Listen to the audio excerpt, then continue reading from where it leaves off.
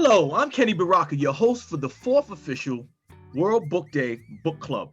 And I'm absolutely delighted to have with us today Sue Cheung, the author and illustrator of Maddie Yip's Guide to Life, our August World Book Day Book Club title.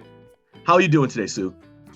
Hi there, Kenny. Yeah, I'm doing really good, thanks very much. And I'm really pleased to be here today to talk to you all. So, Sue, can you introduce us to the book and to the protagonist, Maddie? Yeah, of course. So, this is Maddie Yip, and this is book one of a series. So, I actually am an author and illustrator, and I've written several picture books, and I've written a young adult novel, but this is my first series for this age range. And there's 3 books. This is the first one, and it's called Maddie Yip's Guide to Life. And the book is actually all about a girl called Maddy Yip, who's loosely based on me. And she comes from a chaotic family, and she's got a best mate called Dev, who goes to drama club and he loves a bit of drama. And this story in particular is about how Maddie Yip has a little bit of a panic because she realises that everybody in her family and Dev has got a talent except her.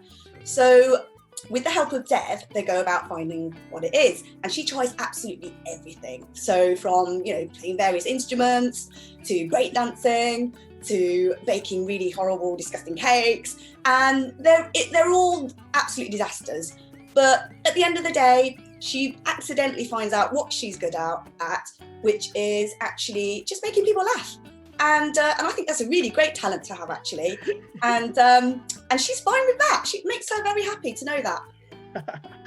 What inspired you to write Maddie Yip's Guide to Life? So I think there's various things that inspired me.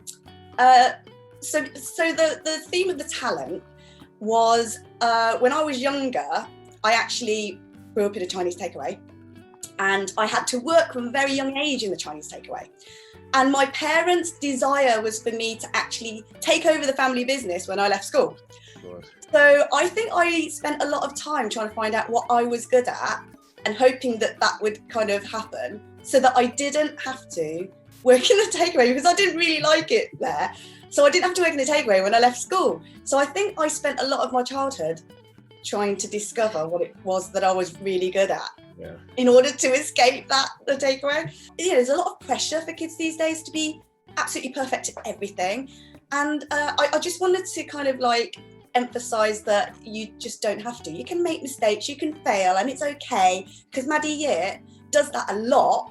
And but I just want to show that it's okay to do that.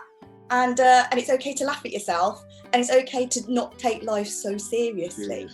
Yeah. And so I think because I've written it's kind of journal style because it's loosely based on Maddie's loosely based on me. I wanted to kind of put my voice through in there as well. I wanted to kind of write it as if it was a little bit from me, so it was natural that I kind of wrote it in first person. And I like the journal entries because they're kind of short and snappy, and you can it's very kind of suited to humour. So those are my inspirations, I think. We know a little bit about Maddie, the main protagonist, being that we know a little bit about you and you told us a little bit about the story, but obviously there's some other characters that are quite important or influential in this story. Can you tell us about a few of the other kind of more prevalent and important characters in the book? Well, first of all, I want to say that Maddie Yip is actually mixed race. So her dad is actually Chinese and her mum is English. And I wanted to do that because my own son is mixed race. So he's got an English dad. And all of my cousins' kids are also mixed race. And I just wanted to kind of present that as something that's actually in society today. And I just wanted to give that bit more visibility in the books that the kids are reading, so that that they're represented. And the characters themselves, well, I actually lived in a council estate in the northeast of England for a very long time, and I just always remember the people there because in my whole entire life, they are the most colourful characters that I've ever met. And I just remember their personalities, and I've kind of stored all of that away. Also, some of the characters kind of loosely based on some of my family members. So, for instance, the granddad, Bagung, I call him because that's Chinese for granddad, is based on my own granddad. So in the first sort of like few pages of my book, I've got like character pages that show you a little bit about each one. And as you can see, Maddie's got 2 brothers and the granddad and her best friend. And she's also got a cat, which is called Fuzzface, which is based on my own cat. And just so furry and fuzzy that sometimes I'm kind of like stroking his head, but actually it's not his head, it's his bum, because you can't really tell which way around he is half the time. But it's just like a completely chaotic kind of like household. You are not only the author of this kind of like spit your juice out funny story, but you're also the illustrator. How many superpowers do you have? Do you ever find yourself in a struggle between, do I do the illustrations first? Do I write first? Do I write and then do the illustrations? How does that work? And how, I guess, big an influence is your illustration and your illustrating in your writing? Well, first of all, Kenny, thank you so much for saying that that's a superpower, because I've always wanted to have a superpower and now I've got one. I know this sounds really strange, but I think I was born to draw. So as soon as I was old enough to like hold a crayon without eating it, I used to just like scribble on any blank space that I could find. So our house back then, like the walls were covered in crayon and felt tip. My poor granddad had to go and like scrub the walls and follow me around the house and scrub the walls. And when I was in the infants, I was fascinated by picture books. And it wasn't just like, oh, that's a nice story with nice pictures. I was fascinated by the whole object, how the whole thing was put together and how it all worked, even from a really young age. And then as I grew older, we never had any books in the house. So me and my brother used to go to the newsagent and buy lots of comics and things like that.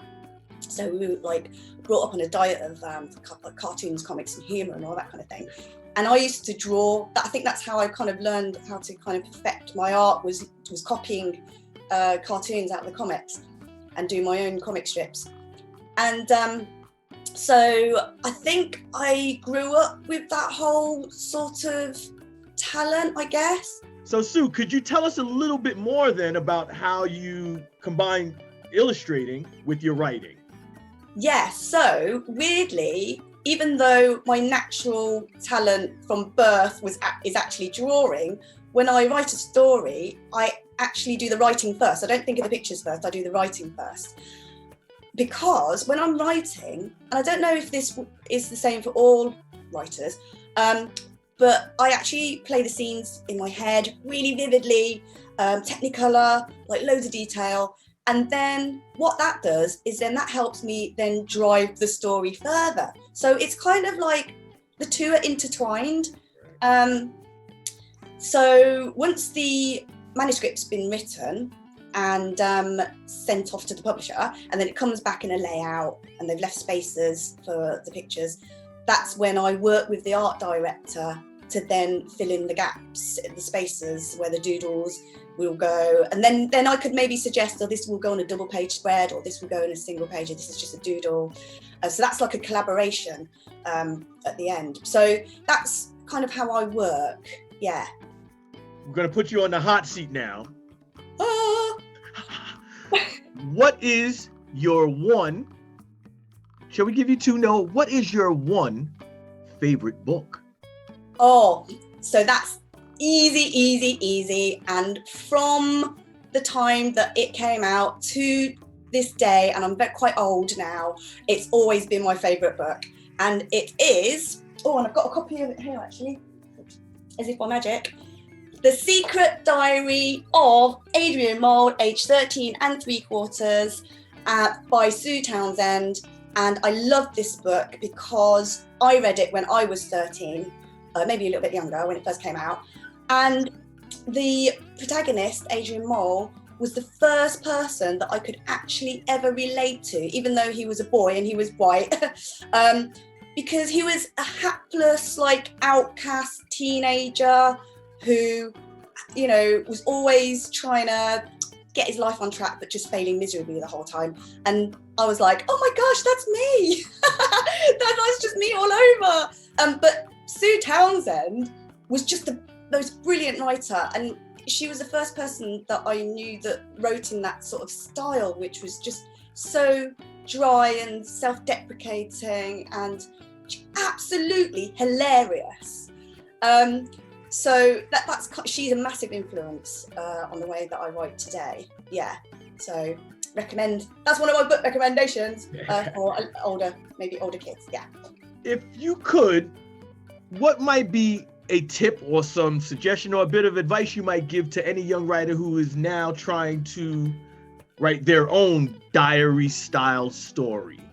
Yeah, so when you write a diary, it's normally coming from yourself, but you can actually choose to write another character if you like. So I think, first of all, think about that. Is this diary style book coming from yourself? Or if you're deciding to create another character, then I suggest really doing a lot of planning and research on this particular character so they're believable. Also, I think that when you're doing a journal or diary style, a lot of people tend to think that it's just a lot of separate different entries. But at the end of the day, it still needs to be a cohesive story. So you still need a beginning, a middle, and a conclusion, but yet still making it seem like a journal. I mean, it's quite a hard thing to do, but but you do get better with practice. So I would just say, with anything else in life, practice, practice, practice. We here at the World Book Day Book Club love to combine our reading with eating. Foodies of a sort. What snack might you suggest one would partake in if they were to be reading Maddie Yip's Guide to Life and wanting to have just a little bit of something to nosh on? In Maddie Yip, I do mention quite a lot of snacking, because snacking is my favourite thing. So in Maddie Yip, I mentioned crocodile crunchies, which is completely something I made up, but they are crisps, and they're very crunchy and they're crocodile shaped. So crisp is a good thing. Also marshmallows, not just any marshmallows, but giant, the great big huge ones that are bigger than your head, those marshmallows. And also cup noodles, which are a gung's favourite snack. Although they probably could get a bit messy because they're a bit slurpy and a bit kind of soupy and you get it all over the pages. So I'm not quite sure about that one. Personally, when I read, I love to eat. I know it sounds really boring because it's probably everyone's favourite, but biscuits, any biscuits. The only biscuits I don't like are hobnobs. Just hobnobs. I don't know why. I think they taste a bit like sawdust, but that's just me. I know some of you will be horrified out there. If you were able to, I mean, obviously you've written the book and you kind of know the ins and outs of it, but if you were able to ask any of the readers or any of the young readers a question about the book, what might that question be? Right, well, I think that as the whole theme of the book is Maddie trying to find her talent, then I'm wondering whether any of you were thinking or wondering or had any ideas about what her talent was before you got to the very end and actually found out. And also, as you were reading through, maybe questioning what your own talents were or even what kind of talents you would like to have. Thank you so much, everyone, for joining us for today's World Book Day Book Club. We hope you've had a fantastic time thinking, talking, and hearing about books. And please, please let us know what you thought about the madcap world of Maddie Yip. And Sue, thank you for joining us. And thank you, Kenny, for having me. And thank you, World Book Day Book Club, for making Maddie Yip the title for August. And goodbye.